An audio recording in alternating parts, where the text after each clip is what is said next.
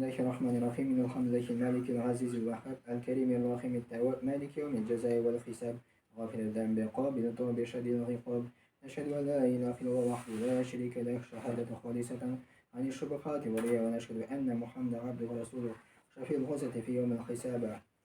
وصلى الله عليه وعلى آله وأصحابه، خصوصا على الإمام أول الصحابة وأفضل أمير المؤمنين والمتقين أبو بكر الصديق المجاهد في المنجم المنبر والمحراب، وعلى الإمام الهمام ذلك أمير المؤمنين والمتقين عمر الفاروق صاحب الشر والاحتساب، وعلى الإمام أحلامه أمير المؤمنين والمتقين عثمان ذي النورين الزكي جميع التي والكتاب، وعلى إمام الهمام أشجارهم أمير المؤمنين والمتقين علي الولي وفي أساد الله المالك الوهاب. بسم الله الرحمن الرحيم. يا أيها الذين آمنوا اتقوا الله حق تقاته ولا تموتن إلا وأنتم مسلمون. يا أيها الناس اتقوا ربكم الذي خلقكم من نفس واحدة وخلق منها زوجها وبث منكم رجالا كثيرا ونساء، واتقوا الله الذي تساءلون به والأرحام إن الله كان عليكم رقيبا. يا أيها الذين آمنوا اتقوا الله وقولوا قولا سديدا. بسم الله والصلاة والسلام على نبينا محمد وصحبه أجمعين. السلام عليكم ورحمة الله وبركاته. Endi Muhammad Peygamber sallamning hadisidan silsila kelar. Muhammad Peygamber sallam aytdi, islom dini 5 negizdan turadi. Eng birinchi endi shahodat keltiruv, la ilaha illalloh Muhammad rasululloh deb aytdi. Shuning bilan islom diniga kiradi. Ikkinchisi namoz o'qish, uchinchisi zakat to'lav, to'rtinchisi Ramazon oyida ro'za tutib, beshinchisi haj qiluvdi kimning mumkinchiligi bor. Shu islom dinining 5 negizi bo'lib sanaladi. Kim shu 5 negizni o'tay, inshaalloh Alloh taolo va'da aytar, shu kishini ijmoga kirtirgan. Bugungi kunda silasi kelar, bugungi va'zda ikkinchi bag'ona bo'yicha islom dinini u namoz bo'yicha. Begirakda ertangi namoz bo'yicha. Endi so'nggi vasiyati Muhammad Peygamber sallallamning o'lir oldidan bo'lgan namoz deb. Mana o'lim oldidan kishi o'zining ulinami, qizinami, boshqa kishigami nasihatlar aytib qoldirar ekan. Bu bilamiz, bu bek muhim nasihatlar. Ammo bu Alloh taolaning ishisi, Muhammad Peygamber sallallohu alayhi vasallam Alloh taolaning ishisi eng so'nggi vasiyatlari aytib qoldirgan namoz deb, namozga e'tibor berigiz deb qoldirgan. Ne shuni qoldirgan? Chunki u bilan o'lgandan so'ng kishi bilan narsa bo'la, Alloh taolo xabar etgan Qur'on sha. Amar endi Alloh taoladan vahiy kelgan, Alloh taolaning endi сообщениялар kelgan, xabarlar kelgan. U o'lgandan so'ng kishi bilan narsa bo'lishag'an bilgan. Shuning uchun o'lim oldindan u shunday musulmonlarga vasiyat etib qoldirgan namozga deb bir qoti e'tibor berigiz deydi. Ishonanda shulay, agarda kishida namoz bor, din bor, namoz yo'q ekan, din yo'q. Namoz imini dinning tiragi bo'lib sanaladi. Qiyomat kunida da Peygamber sallallohu alayhi vasallam aytdi, eng birinchi iymonni kishi deyi namoz bo'yicha so'ralayashaq deydi.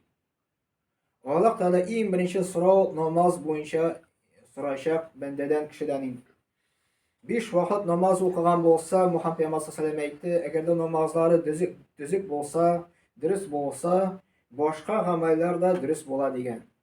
Namozi buzuq bo'lsa, boshqa amallarda buzuq bo'ladi degan. Chunki butun amallar namozga qori. Necha kishi namozga e'tibor beradi? Namozga e'tibor bergan kishi ro'zaga da e'tibor beradi. Namozga e'tibor bergan kishi hajga da e'tibor beradi, hajga da boradi. Namozga e'tibor bergan kishi zakatga da e'tibor beradi. Chunki namoz u dinning tiragi, namoz kishini tarbiyali. Alloh taolo psixologik yo'g'ondan zira qo'ymadi bizga namoz o'qishni. Chunki biz kunida 5 vaqt Alloh bilan silashganda kishiga u bekni qoti ta'sir etadi. Bekni qoti ta'sir etadi. 5 vaqt namoz o'qigan kishi chin ko'ngildan u bekni qoti o'zgara yaxshi yoqqa. Bekni qoti o'zgara. Agarda u o'zgarmaykan, demak buning namozning kamchiligi bor. Namozning ishtaligi bor, ishtaligida bek ko'p kamchiligi bor deb Allah subhanahu wa ta'ala aytadi, inna solata kanat alal mu'minina kitaban mawquta. Durustlikda namoz deyi, iymonli kishiga deyi, o'z vaqtida qo'yilgan farz amal. Kur'an'da Nisa suresi, Hatanlar suresi 103. ayette Allah Teala aytadi. İnna salate kânet alel mu'minine kitaben mevkuta. Dürüstlükte namazdı imanlı kişiler için ol diye üç vakitine koyulgan farız gamal. Farız bilemiz ol farız onu ötesen savap ötemesen günah. Hem kişinin inde izgiligi hem kişinin inde neticeye erişivi kişinin baxtli de şuşu namazdan turayken. Neşik o Allah Teala'nı yarata. Eğer o Allah Teala'nı bir katı yaratayken Allah koşkanları ötey. İşinden de şolay eğer de mesela bir yigit kişi özünün yaratkan kızın bilen yürüyken olanı yaratsa onlar bölekler bire onun işinin yol reza türlü sileşlergeyin. Şolay biz Allah'ını yaratsak min Allah'ını yaratam deyip yürügene jitmi. Allah Teala koşkanları öterek kirek, Allah Teala tıyganlarının tıyılırga kirek. Ne ol vakitte biz koşetemiz özümüzni Allah'a mehabbetine iken. Mene eğer de kişi öz vakitte namaz okuy, şim kunguldan okuy, bir edip okuy, hatta o meşit kekile iken, bu bir alamet bulup durup toşta ol Allah Teala'nı yarata iken. Allah Teala da şuşu kişini yarata başlayanları. Allah Teala şuşu kişini yaratsa, o vakitte kişi iki dünyada da bəxtli bulaşacak. Çünkü Allah Teala'nın kolunda iki dünya. Mesela bu dünyada mesela birer boy kişi bizge yardım eteyken, birer prezident bizge yardım eteyken, birer padişah yardım eteyken, o bir zor bölek bulup sanala elbette. Ne o tügü dünya bilen idara ete olmay. Tügü dünyanı bizge biri olmay, padişah biri olmay, tügü dünyanı boy kişi biri olmay bizge. Tügü dünyanın kolunda, Allah'ın kolunda o. Hatta bu dünyada da Allah'ın kolunda bütün bir. Eğer de biz o namaz okuyuz, orazat atavuz, Allah bizni yaratsa, Allah Teala bizni iki dünyada da bəxtli etecek inşallah Teala.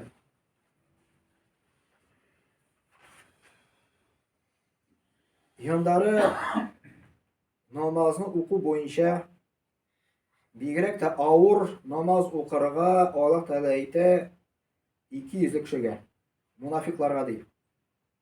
Allah Teala aytı innel munafiqin yuhadi'un Allaha ve hu yuhadi'uhum. Dürüstlükte munafiklar diye. Allah Teala'nı aldamakçı bulalar diye. Ama o kirisince olalarını aldı diye. İde qamu ila salati qamu kusala. Eğer de onlar namaza bassalar diye, namaza yalkalanıp kına basalar diye. Yura'unen nase ve la yezkuruna Allah illa qalila. Hem onlar kişiler eşiğine namaz okuylar diye. Kişiler kursine eşiğine diye. Allah rızalık için tugul diye. Hem Allah Teala'nı iske çireler diye. İlle meğer ezgine gine diye. Bu Allah Teala Kur'an'da munafiklarının sıfatlarını bize anlatır. Kim ol münafik? İki yüzlü. İki türlü münafik var. Birincisi olu münafıklık, ikincisi kişkine münafıklık. Yani olu iki yüzlülük, kişkine iki yüzlülük. Olu iki yüzlülük kişinin dine çıkarır. Olu iki yüzlülük, olu münafıklık, o kişi dıştan Müslümanını kurseter. Namaz okuyayım deyip, sadaka vereyim deyip. İşten kafir, o şanmağa. Ne bu bir korkunu şey bir, mesela kişi hatta meşikke girip de ahiratka şanmayken, eyteyken kim onda barıp kayıttı deyip eyteyken, o münafıklık sıfatın olan bula özüne. Niye için? Çünkü o, niye için bunda kile meşikke, niye için namazını okuyup, kişi için okuyanı. Kişi kursunu için okuyup, kişi maktasını için okuyup. Mine karal mi meşikke bar meşik kaldım, benim turunda her kişi nese uli deyip, şunu için okuyanı. Ne bu münafıkın sıfatı bula. Bu ihlaslık değil. Allah Teala ayta münafıklar diye o tamlıkның en tübendeki derecede bulalar diye. Hem Allah Teala anlata münafıkların sıfatın. Allah'ını aldamakçı bulalar diye ama Allah onlarını nabarat aldı diye. Allah'ını aldap bulmuyor. Namazga baskanda diye yalqalanı basalar diye. Ne bu korkunç sıfat biz namazga baskanda yalqanalı basmaska gerek. Bu münafıkın sıfatı. Onları kişi işin işleydiği amal kıladı. Allah rıza için tüy kişi. Mesela ziyaratga çakırdılar iken ömege. Qarali men күрше мен тура нәрсә әйтер бармасам, хәзер мин нәрсә булыр, бу уже кеше өчен була, Аллаһ ризалыгы өчен булмый. Мәчеткә килә икән, қарали минем турымда нәрсә әйтерләр дип уйлый икән, бу уже кеше өчен була, Аллаһ ризалыгы өчен түгел. Шуның өчен менә бу ният бик мөһим әйбер. Үзебезнең ниятне без һәр вакытта контрольдә тотарга тиеш. И намаз укый кеше өчен, кеше күрсен өчен. Садака бирә кеше күрсен өчен, мактасын өчен. Мәчетне сала кеше күрсен өчен. Менә бу начар сыйфат, бу мунафикларның сыйфаты. Ла язкуруналлаха илля калила. Аллаһ Тәгаләне ди бик әз искә төшерәләр. Менә бу мунафикларның икейүзләрнең сыйфаты икән. Аллаһ сакласын мондый сыйфатлардан. Инде Андары Аллаһ Субханаһу ва Тәгалә әйтә: "Асқалу салати алал мунафиқина салатул гишай ва салатул фаҗр. Валау я'ламуна ма фихима ла атауһума валау хабван." Бу хадисны Бухари китерә. Мухаммад пәйгамбәр саллаллаһу алейһи ва сәллям әйтә: "Иң авыр намазлар ди мунафиклар өчен ди, ул ике намаз ди. Беренчесе ясту намазы ди, икенчесе иртәнге намаз ди." Әгәр дә Мухаммад пәйгамбәр саллаллаһу алейһи ва сәллям әйтә, әгәр дә алар белсәләр ди, менә бу иртәнге намазда, менә шушы ясту намазда Аллаһ Тәгалә яшерде әҗрен. Алар мәчеткә ди шуышып килерләр иде. Ягъни, мәсәлән, мәчеткә шуышып, ягъни әгәр дә безнең аяклары юк икән, кулларыбыз юк икән, без шушабыз. Ягъни бүксә белән теге ползком киләбез. Әгәр дә менә монда мәчеттә Аллаһ Тәгалә күп алтыннар биргән булса, кеше бит инде монда шушып килер. Аллаһ Тәгалә бу әйбердән яшерде. Кыямәт көне калды. Әгәр дә әҗирләрен белсәләр ди, иртәнге намазның мәчеттә укуын, һәм ясту намазын мәчеттә укуын, алар бүксәгә ятып та шушып килерләр иде. Аллаһ Тәгалә шул хәтле күп әҗирләр монда салган икән. Ни өчен Аллаһ Тәгалә шулай дип әйтә? Ни өчен иң авыр намаз мунафиклар өчен ясту намазы һәм иртәнге намаз? Чөнки монда кеше моны күрми. Илә намазы монда килә ул, әлбәттә, кеше аны күрә. Акшам намазы килә ул, монда кеше аны күрә. Ул бит инде Аллаһ риза өчен эшләми, әмма ул бит инде кеше өчен эшли. Ясту намаз беркем күрми, анда караңгыда, ул аны максаты юк, аны мотивация юк мәчеткә килергә. Иртәнге намазына бары мотивация юк, аны ни өчен монда килә ул? Чөнки беркем дә аны күрми. Шуның өчен Мухаммад пәйгамбәр саллаллаһу алейһи ва сәллям әйтте, мунафиклар өчен дә иң авыр намазлар ди иртәнге намаз һәм ясту намазы ди. Андары Мухаммад пәйгамбәр саллаллаһу алейһи ва сәллям әйтте: "Фақатна раҗулу фил фаҗри вал гишай асана занна." Менә сахабалар әйттеләр. Менә Мухаммад пәйгамбәр саллаллаһу алейһи ва сәллям заманында әгәр дә ди ул иртәнге намазларда булмаса ди мәчеттә ди, без аның турында начар уйладык ди. Начар уйладык ди. Әгәр дә кешене беләсең килә икән, аның иманы нинди дәрәҗәдә, аны кара җәмәгать намазына дигән, иртәнге намазга, монда киләме ул юкмы дигән. Аллаһ Субханаһу ва Тәгалә әйтә: "Акими ссалата лидулуки шамси ила гасақил лейли ва Qur'анил фаҗри инна Qur'анил фаҗри кана машһуда." Аллаһ Субханаһу ва Тәгалә әйтә: намаз укы дие, көндез дие, андары акшамга хәтле укы дие. И Qur'анил фаҗри, и иртәнге намазын укы дие. Тон атканда укы дие. Дөреслекдә тон атканда укыган намаз дие, ул вакытта свидетельләр белән, шаһидлар белән бергә була ди. Qur'анда Аллаһ Субханаһу ва Тәгалә менә шундый аят Аллаһ Тәгалә әйтә. Шушы монда китерелгән 4 намаз, илә намазы, икенде намазы, акшам намазы, ясту намазы. Но Аллаһ Тәгалә аерган иртәнге намаз. Иртәнге намаз ул шаһидлар белән бергә була ди. Шаһид ул монда фәрештәләр төшә икән. Иртәнге намаз вакытында фәрештәләр күп була мәчеттә. Аннары Мухаммад саллаллаһу алейһи ва сәллям әйтте: "Мен салла гиша'a фил җама'атин фака'аннама қама нисфал лейли, ва мен салла субха фи җама'атин фака'аннама қама лейла куллах." Бу хадисны Муслим китерә. Мухаммад саллаллаһу алейһи ва сәллям әйтте: "Кем дә кем ясту намазны җәмәгать белән укый икән, ягъни монда мәчеткә килеп, ул кабутта бер ярты төн намаз укыган шикелле була" дигән. Әгәр дә ул монда мәчеткә килеп җәмәгать намазын укып китә икән, иртәнге намазны, ул кабутта бөтен төнне укыган шикелле савап языла икән. Менә Мухаммад пәйгамбәр саллаллаһу алейһи ва сәллям Аллаһ та безгә күпме саваплар вәгъдә итте менә шушы ике намазда, җәмәгать намазда, мәчеткә килеп намаз укыла. Бигрәк тә менә шушы ике намазда кешеләр булмый. Иртәнге намазда һәм ясту намазда инде. Ramazan ayında elhamdülillah başka vakitte bulmayın. Muhammed Peygamber sallallahu aleyhi ve sellem eğer kişi mında meşrike kilip cemaat namazını okup giteyken yestu namazını yortu tün namaz okuyan şekilde sevap yazılar. Ertengi namaz okusan bütün tün boyu namaz okuyan şekilde sevap bulayken.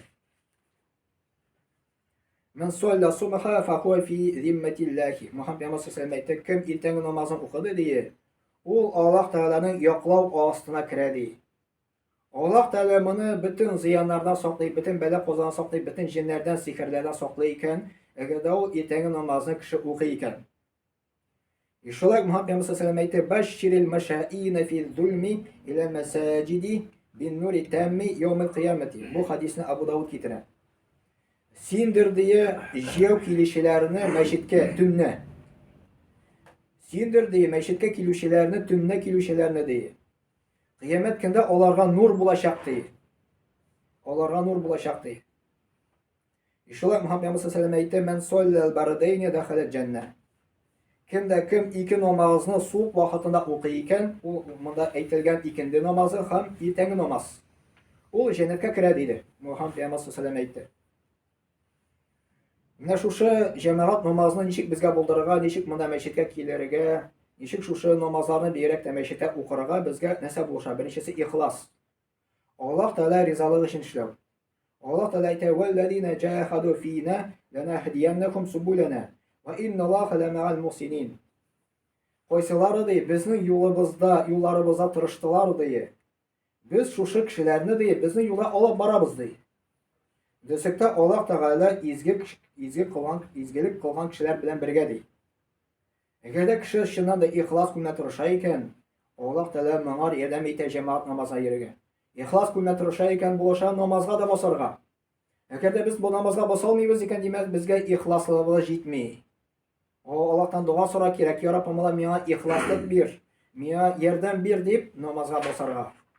Namozga bosamiz ekan, biligiz, bu Alloh taolaning bek zo'r bo'lagi sizga Alloh taolo ko'rsatilgan.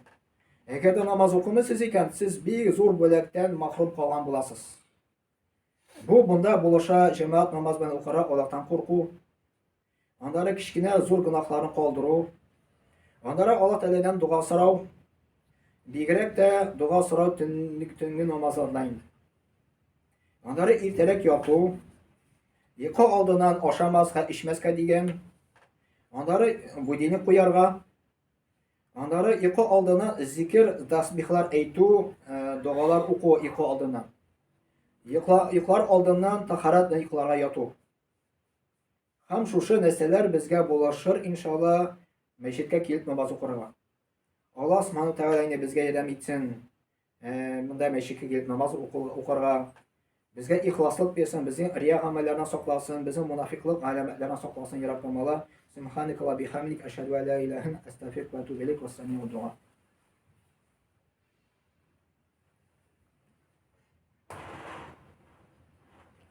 Innal hamdalillahi nahmaduhu wa nasta'inuhu wa nastaghfiruh.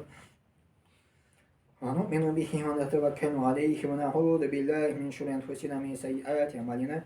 Man yahdihillahu fala mudilla lahu ومن يضلله فلا هادي له. أشهد أن لا إله إلا الله وحده لا شريك له وأشهد أن محمدا عبده ورسوله. إن الله وملائكته يصلون على نبيه يا أيها الذين آمنوا صلوا عليه وسلموا تسليما.